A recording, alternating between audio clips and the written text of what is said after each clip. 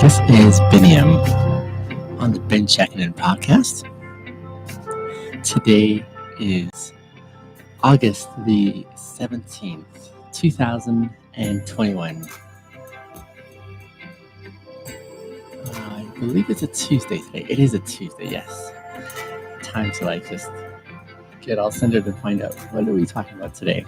What are we talking about? Today we're talking about the question, what do you worry about the most? What do you worry about the most? Ollie, how is it sounding on the YouTube stream today? Yesterday we had a bit of a struggle being heard on the YouTube, so hopefully that's all figured out today. This podcast exists for three key reasons that I celebrate and want to keep on my forefront as I go through life, and I want to invite you to be a part of that process. The three key reasons are: number one, to grow in self-awareness of ourselves; number two, to grow kind to ourselves; and number three, to maximize our happiness. These are three key disciplines that I want to continue keeping front and center as I go through life and so on. All good, maybe a bit louder, he says on the YouTube, okay? We can totally do that. I'm glad it's coming through there too. I'm thrilled to have you guys join me in on today's episode. Today, again, is episode number 33. Today is Tuesday, August 17th. My name is Biniam. This is the Checkin In podcast, and I'm glad to have you guys join. We're talking about the question, what do you worry about the most? Again, the three key reasons that I want to go through these questions on an ongoing basis is to help me first and foremost. I'm doing this for me, but then I'm inviting you to be a part of this process. And those three things that I think are really valuable and necessary for each and every one of us is to consider how we're getting to be a better version of ourselves. Number one, to grow in awareness of ourselves. That's why we ask these questions, to get to know ourselves better. Number two, to grow kind to ourselves, to learn how to be kind to ourselves, because we don't do that very often. And number three, to maximize our happiness. And that's something that I'm a big fan of. Welcome to the Checkin In podcast. Let's dive into today's question. What do you worry about the most? I'm so glad all the audio seems to be working fairly well today. This is fantastic. It's nice to be heard. Good morning to all my friends on the TikTok, on the Instagram live stream, and of course the YouTube live stream. Glad to have you all joining in this morning as we consider and get to know ourselves better, to get to practice being kind to ourselves, and finally maximizing our happiness in the midst of it all. Today, we're having one of those questions that helps us look after our well-being, and that is in this zone right here between our ears. As we ask the question, what do we worry about the most? What do I worry about the most? I think I already have my answer down because I've done a lot of thinking on this. 3 p.m. UK time. Can you do the audio a little bit louder, please? The audio? Okay. Let's see here. I'm just going to play with my little knobs here. Testing 1, 2. How is that coming in there, Ollie, for the YouTube live stream? Is that a little bit better? Let's see here.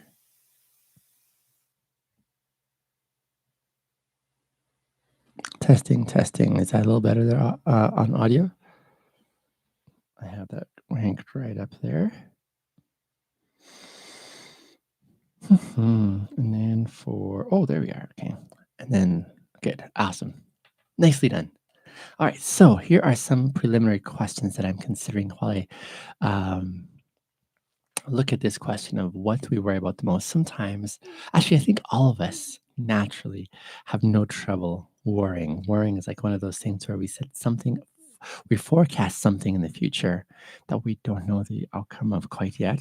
And then we sort of go towards it in this state of uncertainty, and we worry about it.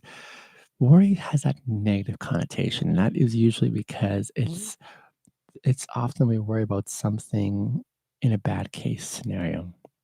I've never thought of the idea of worrying about something good that is going to happen. For example, worrying that you're the best at something. Usually when we think about, I might be the best at something, that's in a negative connotation thinking, but I'm not. I'm worried that I'm not, or am I worried that I'm going to win the race, again, you're thinking about the competition there. So there's a negative connotation, it seems, as you worry about that thing. So, worry usually comes in the context of thinking of something negative about the future, I think. That's just Biniam's interpretation and definition. But that's what I think of when I think of worrying is something that you're thinking about in the future that's going to go wrong, whether it's you're not going to win a race, whether you're not going to pass a test, whether it is that you're not going to have enough money at the end of the month because you're trying to make things work, or maybe you're not sure if you'll get a job, or you're not sure about social interactions with someone that you are uncomfortable around. Worry takes that zone where we're thinking something negative in the future and we start thinking, what am I going to miss out here when I am preparing for or moving towards this event or this experience in the future? What does that look like for me? Thanks for all the likes, by the way, guys, and the love that you're sending. I really appreciate that. Holy crap, there's a lot of likes going on over on TikTok. I appreciate that, you guys. Thank you. So that is what I think of in the context of worry is something negative forecast in the future that takes up some of our real estate between our ears at the present moment. And when that happens, you're the most underrated TikToker. All the best. Thank you, my friend. I so appreciate you. I was going to say, in the in the prospect where we're thinking about something in the future that hasn't happened yet, but we start thinking about it because it's negative and we want to give it more space and time in our minds, in my assessment, I would say this is an unfortunate waste of time because we're devoting something presently to something that isn't happening yet, but we think may happen in the future. And that takes up a lot of our energy. That takes up a lot of our, it affects our mood, doesn't it? It starts getting us in this zone where we're like, oh man, this is not going to work out very well. And so we start thinking otherwise. And so, what does that look like for us to consider what that is that we're worrying about and looking at its power to affect our present moment right now? I'm not sure what's happening in Afghanistan. Oh, right. There's okay. I don't know exactly what's happening in Afghanistan right now. I have seen some TikToks that there's people desperately trying to get out of there. I haven't had a chance to like look at the scenario or the situation, so I honestly don't know what to say about Afghanistan right now. Navdeep, that's a really good question, but I don't know. I'd want to look at that some more. Maybe I'll give you a commentary tomorrow, a brief one. But in context of the future, worrying about something that potentially, there's a word, potentially could be happening in a bad way, and then taking that negative energy and bringing it back to the present moment is how I think in the context of worry. And I think we are all susceptible to it. We're all susceptible to that dynamic of doing this negative forecasting, bringing it to the present, and then sort of stressing out over it right now. And so that's what I think of when I think of the word worrying. Now, what do you worry about the most? There's an implication here that there's a few things on our radar, right? Maybe you're worried about getting all your errands done on time today. Maybe you're worried about um, getting a phone call that you're a little nervous about from the hospital or something along those lines. The question today, however, is what do you worry about the most? And when I think about this question, again, I'm thinking about what do I worry about in the sense that it keeps on coming back to the present moment right now for a long period of time. So this is one of those big ones in your life that you're like, oh man, this is huge, front and center for me. I worry about this on an ongoing basis, and this is really stressful. All the U.S. troops are pulled out, and the Taliban are taking over the cities, and all the people are trying to escape on the planes and stuff. Gotcha. Yeah, I'd want to know a little bit more still, Ollie. That's helpful. Thank you for sharing that.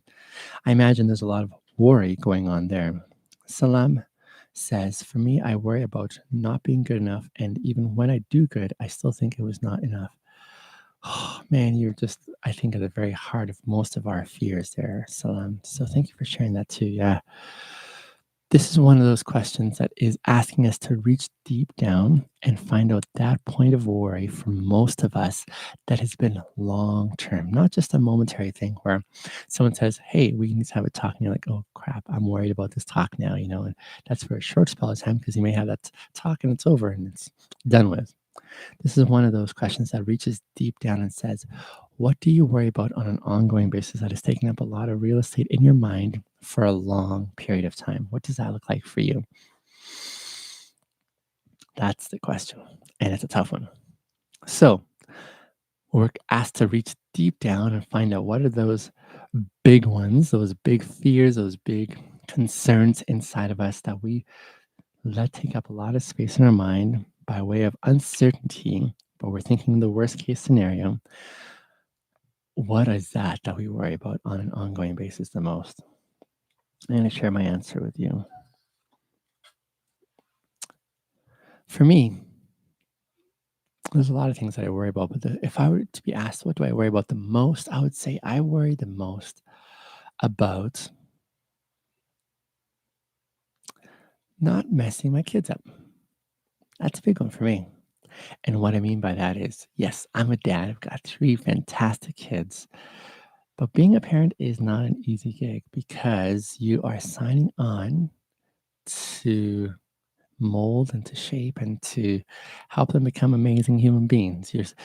In essence, my role is very much an influencer for my kids. I'm going to be hanging out with them. I'm going to be living alongside them. I'm going to be teaching them what's right from wrong. But there's that saying that says, don't say as I say. No, don't say as I do, say as I say. No, don't do as I do as I say.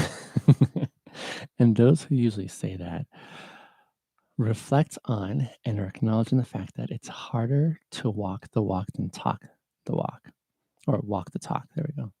I'm just mixed up my words today. It's harder to walk the talk than to talk the talk. It's easier to say things and say, this is what it should look like. But are we able to be consistent with the kind of lines we're drawing for ourselves and for others? That's the tough part.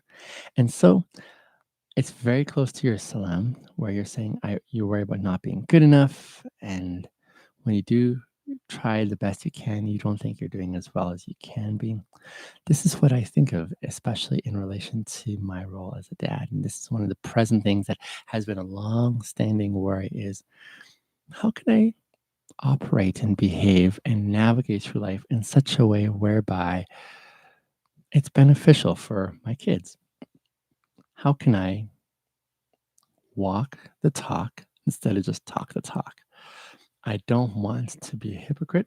I don't want to be one who incites cynicism or disillusionment in my kids because of my actions. Just stop by, let you know you have a big heart and keep going. Thank you, my dear friend. I so appreciate your love. Thank you. I appreciate that. So that is one of my biggest concerns. And why it's the biggest concern for me is because I know what it's like to be able to get to know someone really well and see the high mark that they set, and then watch how they try to insist that everyone else have that high standards, and then see that they're actually not fulfilling it. And I know how that feels internally when it's like, I don't know if I can trust this person here because what they're setting by way of a standard, they're not meeting and they're asking everyone else to. And that doesn't feel very compelling for me to follow such an individual. It's kind of like someone who goes online and says, "Hey, this is what everyone should be doing," but they don't do it. Do you remember that?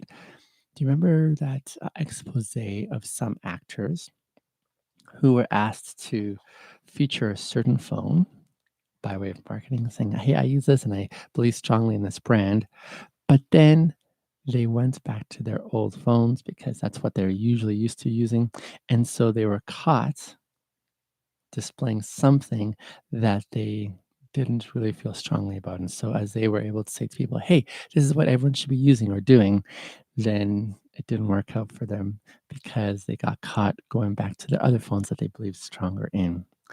That's similar to what one of my biggest worries is how can I not do that for my kids? How can I not tell my kids, "Hey, this is the phone you should be using"? And by the way, they would love to have phones. We were just having this conversation yesterday in the car while we were driving. And they're like, "I can't wait till I can get my own phone." So they can't wait to get their own phones. But and getting their own phones. Imagine I say, you have to have this brand of phone. And they're like, okay, we'll take this brand.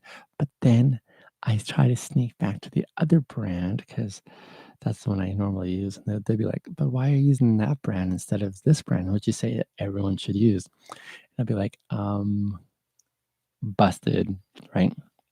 Same dynamic, but this one is on a much larger scale. The larger scale on this one here is, what does it look like for me to raise my kids by way of saying, here's what it looks like to grow to be a better human being. Here's what it looks like for you to be gracious, to listen, to be patient, to be kind, to give the benefit of the doubt, um, to learn how to communicate well. All these things that are really important, I think, as I try to apply them in the lives of my kids, I need to have that down first. And so this is one of the toughest things about being a parent is how to be able to set that mark for yourself first before you insist on your kids having it. How can I learn to be a really gracious person? How can I learn to be fair? How can I learn to be doing right by the standards that I'm setting for my kids? Because they're watching me extremely carefully. They're watching very carefully and saying, does dad line up to what he says that we should be? Or are there gaps in dad's um, character? Are there gaps in what he's telling us to do, but he's not doing it himself? That's a big concern for me. So for me, it's an opportunity to become a better human being. It's an opportunity to do better for me first before I say to my kids, this is how you ought to be. So the really critical part in this is I'm not worried about trying to be perfect. That's not me. I know I'm not perfect, but how can I be consistent in the lives of my kids so that when they grow up, they can look back and say, yep, dad, you were consistent. Not that you kind of were all over the place and you weren't consistent at all. And so that's something that's really concerning for me that I want to do as well as I can. So that's a point of worry in my mind often. Now, what are some helpful ways to deal with worry in our minds? Do we Should we just live in a zone of worry forever? One of the ways I've helped my kids understand worry is this: when we choose to worry, we're setting as a priority for the present moment things that haven't happened in the future that are happening in a negative way. And this really isn't encouraging for anyone. This really isn't encouraging for anyone because when we do that, we're almost wasting time right now from other things that could presently be taking our minds and bringing us happiness or joy or thoughtfulness or things that are really good instead of bad. When we are in that zone of worry, we are kind of stressed out. We're kind of like short on temper. We're kind of short on patience because we're thinking of the worst case scenario, which affects our mood right now. And our mood is being affected right now when we worry by taking up space of other things that could be there that are better. So that's what I'm thinking about and how I try to help my kids understand. Your choice to focus on this right now is stealing your joy right now. It's stealing from your happy moments. It's stealing from those things that could be really helpful for you in the present moment. What could that look like for us to acknowledge that and then move on to something different? And for me, here's how I try to move on from that point of worry is by acknowledging first and foremost saying, yep, I'm in this zone where I'm worried. That's a really helpful starting place. I'm in a worrying zone right now. And this worry right now that I have presently in my mind isn't helping me move towards a happier alternative. This worry that I'm having right now is actually stealing from the moments presently that I could be focusing and investing elsewhere that is more in my favor. What are those things that I could be focusing on right now? And for me, I'm thinking about, how can I maybe think about some happy thoughts, happy memories perhaps, or even happy plans for the future.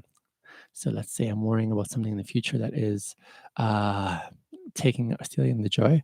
How can I even shift that narrative towards a positive? Maybe I'm worrying about that phone call that I'm worried about how things are going to go. Is this going to be like awkward, tense?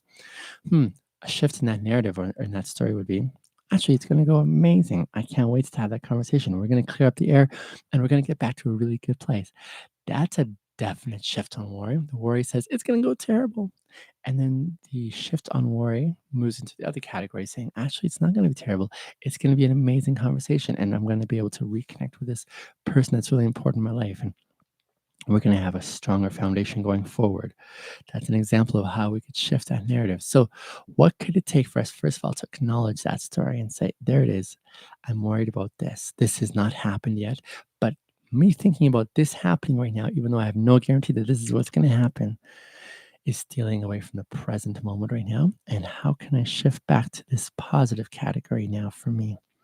How can I shift this story so that I'm thinking about something else instead of this worry point right now? Because I can't guarantee that this is actually going to happen. What does that look like for me to change that story on worry? This is a really helpful commitment because time is not in our corner. And this is why I love what we do on this podcast in growing to be more self aware of ourselves. When we think about growing self aware of the things that affect us, worry is one of those big ones. It's one of those big ones that causes us to say, how can we identify that this is one of those things that's taking up space in our minds in a negative way? And as we acknowledge how it's taking up space in a negative way, we're getting more self aware about how our body works, about how our mind works, how our mind is tempted to go towards. And like I was saying at the beginning, worry, my friends, worry is such an easy thing to do. It's so easy for us to like go down that pathway and say, and stress out and panic about things that haven't happened yet. Things that haven't happened yet.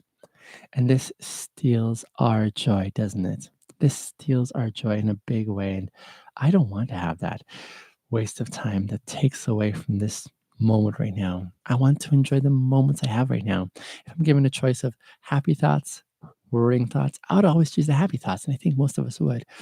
But it takes work, doesn't it? It takes work for us to push against that current of negative worrying and come back to a point of positivity. That's so critical and crucial, isn't it? So that's what I'm thinking about when I think about that opportunity. As I get to know, be more self aware of my body and how it works. How do you know your body well enough to know what brings you worry? What are those things that you worry about the most? What are those long standing things that you're like, I've been worried about this for the longest time? Maybe it's like you're worrying for the long time, for the longest time as females that you're going to um, grow into a body size that you do not want and you are worried about that outcome. That hasn't happened yet. What can you do now to make sure that doesn't happen and enjoy the moments right now instead of worrying about that future outcome? For others, maybe another area of health. Maybe it's along the lines of I'm worried about um, having this experience and I'm going to die in a terrible car accident. Maybe that's a realistic worry for some of you. And you stress out over that. You have nightmares over that. And yet you're planning something in the future that hasn't happened yet. You have no guarantee it's going to happen, but it's taking away all that joy from you right now, all that peace that you could be experiencing at the present moment. What does that look like for you to change that narrative? Growing self aware that your body, your mind thinks this way and that you're worried about this. How can you shift that story intentionally? Because that takes work to change that story, doesn't it? Others of you might be worried about other things like you're not going to pass your test at school, or maybe that you're going to lose your friendships if they actually knew who the real person was that makes you you. I know that was me for the longest time.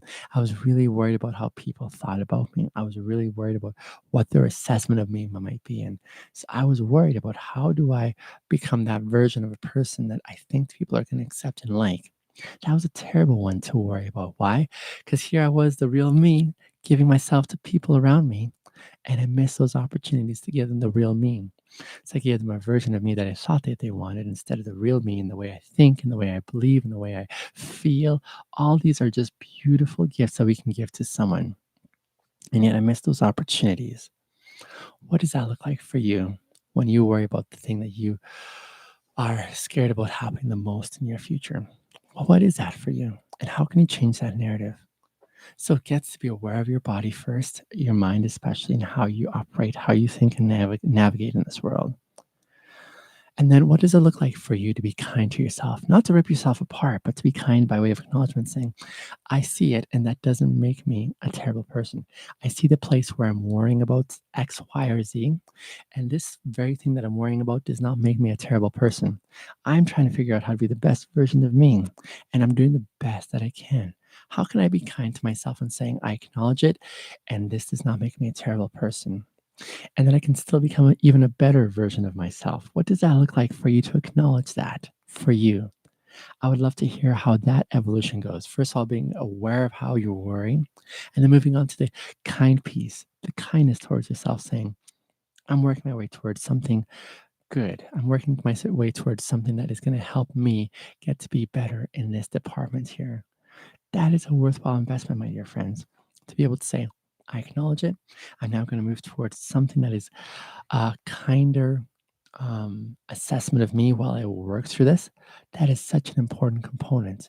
What does that look like for you to be kind to yourself in the midst of growing in awareness of how you worry and what you worry about the most? It does not look like you ripping yourself apart saying, oh man, I'm such a terrible person because I worry when I shouldn't be. When you're saying I shouldn't be worrying about this, I'm a terrible person for worrying. No, no, no, no, no. That is the opposite of what we're trying to do. How can you learn to be kind? Because you're trying the best that you can as you go forward. That thing that you're worrying, acknowledge it. And then learn to be kind by saying, here's me working towards something better in the options that I have, not to worry about this, but to change the story of this to something else that is better reflecting my time, that feeds me in a positive way. That's worthwhile committing oneself to. And then, of course, the final piece in this podcast we like to consider is how do we maximize our happiness? We were talking about how worry takes up space in our mind, it takes up space in such a way where it brings down our mood. It causes us to be freaking out. It causes us, it really steals our joy and it causes us to get into this depressed mode. That's not helpful, is it? That's not a positive place to be in our minds. And yet, that's the space that we cultivate. But through the process of, first of all, getting aware of how our minds think, how our bodies respond, and then moving on to showing kindness to ourselves, and then eventually making more space for happiness by changing the narrative from the worry, the negative part, to something positive. That's a really helpful way of moving forward. Kyle says, how come you're so quiet? Like, you can hear me, but you find that I'm trying to be quiet. I'm not sure. My voice is actually coming through pretty loud on my speaker here. So I'm not sure if it's just because of the maybe it's this microphone. I got a new microphone, as you can see right here, for my audio on the TikTok and the Instagram live streams. Maybe it's just not picking up quite well. Maybe if I just bring it down a little bit more, I can try and speak a little louder. But thanks for the love on the TikToks, my dear friend Kyle. So appreciate your love. So, my dear friends, we're coming to the end of our podcast. I hope it has served you well. Again, a quick recap. All of us worry about stuff. Worry takes us into that negative zone in our minds of thinking of things that have not happened yet, and we're bringing them into the present and stressing out over it. The question today was asking, what do we worry about the most? And I was identifying things that are long-standing, long-term in our worry category in this regard. And so the proposal I was shifting to was remembering the three things for why this podcast exists. First, learning to be aware of ourselves. What is it that makes us worry? Number two, learning to be kind to ourselves, acknowledging that you do worry, and that's not a bad thing. How can you now be kind to yourself as you work on changing the narrative of what you worry about? And number three, maximizing happiness by making space and changing the story in our minds to things that are worthwhile experiencing and being happy about. Those are some of the things I was thinking about with relation to today's question about what do we worry about the most. My dear friends, this is just the final few moments in this episode 33 of the Checkin In podcast. I do this with great delight because I want to share with you my life. I want to share with you more about me and how I want to become a better version of myself. I've learned a lot of things in my time. I've learned a lot of things that have made me me. A lot of people look at me and say, you seem to have everything so well put together. And the reality is, I may seem like I have a lot of things put in the right place, in the right sequence, in the right order. And yet, to get to this point where I'm presently at, let me tell you how much I had to invest, how much pain, how much sacrifice, how much I've messed up along the way, how many wrong decisions I did along the way. I've made so many fumbles in my personal life. So the only reason I'm able to speak with insight on so many things is because I've made so many mistakes in my life. And I want to share my experiences of how I continue to want to get better with you so that you can be helped in your own process. I'm so thankful for you spending the last half hour with me on this podcast. If you would like to be connected a little bit more intimately with me by way of ongoing input and collaboration and camaraderie going forward, I'm going to direct you to my website, biniamastros.com. That's my username, my handle on here, biniamastros.com. And there you're going to find a membership tier, which I've put together to try and serve you guys as best as I can. And so I'm still thinking of how I can bring even more value for you all. But that's what I put together is this membership tier on my website to say, hey, come alongside and let's grow together as we work on these 3 elements, being more aware of our bodies, our minds, the way we work, learning to be kind to ourselves, and how we are growing as individuals. And thirdly, how to maximize the happiness we can experience by experiencing all the other emotions and processing them as well. I am so thankful for all the love that you guys are sharing with me on all the live streams here. I so appreciate you guys. I hope to see you tomorrow on our episode 34. Have a great Tuesday.